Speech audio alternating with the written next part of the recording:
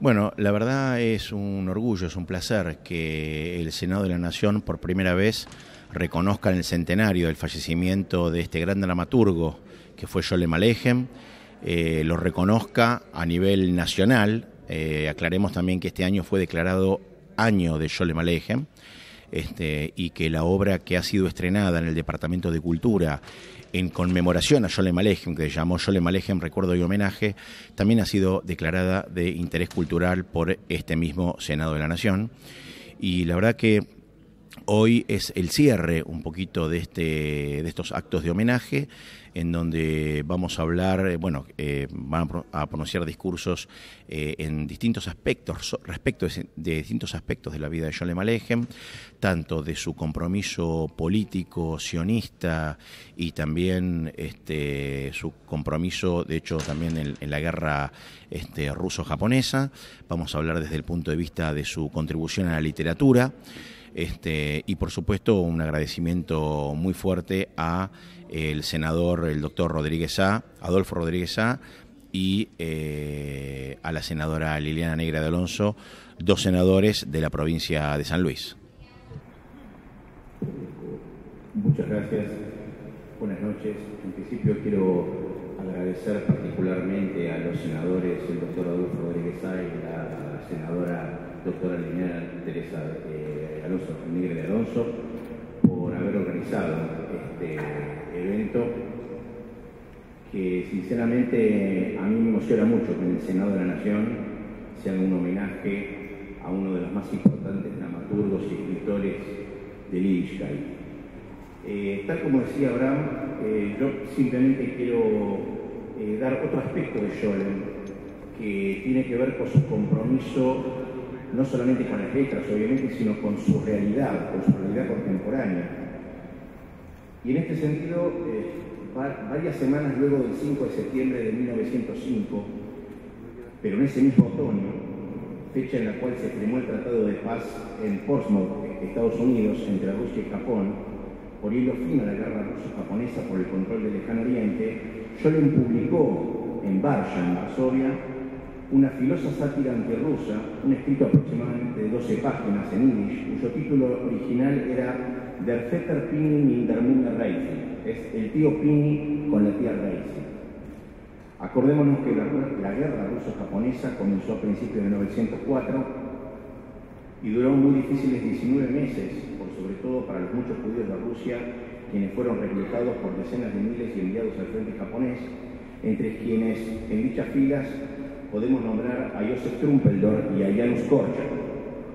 Miles de soldados judíos perdieron la vida en batallas tan cruentas y extensas como la de Port Harcourt en Manchuria, mientras otros miles se convirtieron en prisioneros de guerra en las islas japonesas. De hecho, y bajo las investigaciones del historiador Benami Shiloni, de la Universidad Hebrea de Jerusalén, en la guerra ruso-japonesa los judíos fueron por primera vez involucrados en una guerra moderna como soldados a un ritmo sin precedentes.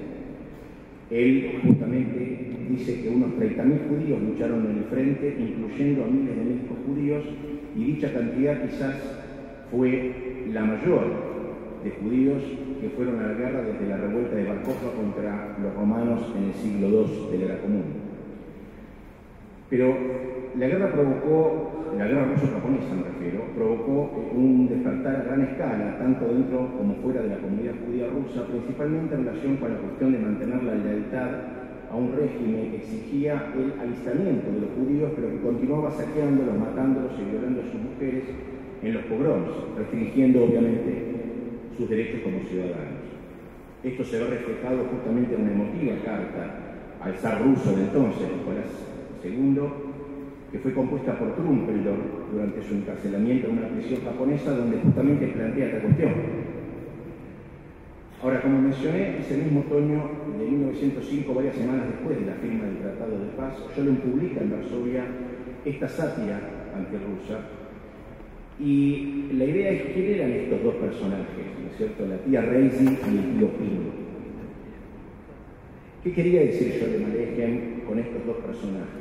Él en un momento cuenta también que el tío Pini temía a la tía porque a veces le daba una bofetada en la cara. Pero la situación se termina resolviendo con un acuerdo involucrando a un tercer personaje que era Jan Kilduff, que era un comerciante de gran riqueza, en fin. En definitiva, todo lo que quería mostrar Scholem en este escrito satírico es que alguien le tenía que enseñar a la tía Reise algunos buenos modales para que pueda aprender a llevarse bien con la gente. Al principio Scholem Aleichem recibió un permiso para publicar este escrito por parte del órgano censor de Varsovia, pero poco después fue colocado en la lista negra de libros prohibidos. Los censores se dieron cuenta que la historia de la pelea familiar era una aguda sátira de la guerra ruso-japonesa, donde la historia menciona y caracteriza brutalmente a la tía Reise, léase Rusia, y al tío Pini como sustituto de Japón, en hebreo Japán. Y por supuesto, Jan Kilduff, como la tierra de los yanquis, una de cuyas canciones nacionales es Yankee Doodle Dandy. No hay duda por sus caracterizaciones que Scholem simpatizaba, por supuesto, con el tío Pini y despreciaba a la tía Reise, lo que ciertamente reflejaba la actitud hacia Rusia, la cual dejó poco después del cruento pogrom de Kiev a finales de 1905. En cuanto a los personajes de este escrito, esta sátira evoca tanto a las caricaturas satíricas japonesas de Rusia, como también la propaganda popular antijaponesa rusa. Pero en su pequeña historia, Scholem Aleichem ofreció una gran y auténtica visión judía de la relación entre los dos pueblos. Pero por sobre todo, Scholem expresa en este escrito un llamamiento explícito a la reconciliación y la paz en la familia. Ahora, una vez distribuida la obra de Scholem y después de la derrota de Rusia en la guerra y la insurgencia revolucionaria que cayó en el país, el zar Nicolás II emitió un manifiesto el 17 de octubre de 1905, llamado Manifiesto de Octubre, sobre su intención de establecer un parlamento y que los judíos también tendrían voto y que redactaría una constitución de estilo europeo para sus súbditos. Este manifiesto provocó una oleada de pogroms en todo el imperio, especialmente en el sur, durante el cual hubo aproximadamente 4.000 personas muertas y 10.000 heridos, principalmente judíos. El 23 de noviembre de 1905, poco antes de salir de Rusia, Scholem escribió una carta personal a un amigo de Nueva York, el doctor Maurice Fishberg, y con su mismo estilo le adiciona a este escrito otros personajes, diciendo literalmente lo siguiente: tengo que decirle en persona cuál es mi opinión, porque expresarla abiertamente es todavía un poco peligroso, y esto es lo que sucede, dice. Fonie necesita más dinero que los judíos, que tiene que pagar al tío Pini, y tío Mendel, él no tiene un solo centavo. Parece que algunos otros personajes se han añadido a esta breve historia que ha escrito Scholem Aleichem, y en donde, por supuesto, Fonie se refiere justamente como los judíos de Europa del Este solían llamar a los rusos, y por sobre todo al zar. Y por supuesto, el tío Mendel, en su carta, era el banquero berlinés de origen judío Franz Mendelssohn Bartholdy, descendiente de Moisés Mendelssohn. En la misma carta, donde Scholem vincula justamente el bienestar de la judería rusa a un debilitamiento del régimen zarista, le pide al doctor Fishberg que advierta a los judíos de Occidente que no ayuden a la administración zarista, impidiendo la concesión de un préstamo al gobierno ruso que aliviaría la presión internacional sobre ellos. En este sentido, el banquero judío estadounidense Jacob Schiff consigue un enorme préstamo para el gobierno japonés, lo cual justamente hace resurgir otros pogroms mucho más también cruentos por parte de la Rusia zarista. Según el historiador Daniel Goodbein, Schiff impidió sistemáticamente justamente a Rusia acceder a los mercados financieros estadounidenses y pidió que sus sucesores continuaran de esta manera, siempre y cuando Rusia no alterara su política hacia los judíos. Para culminar,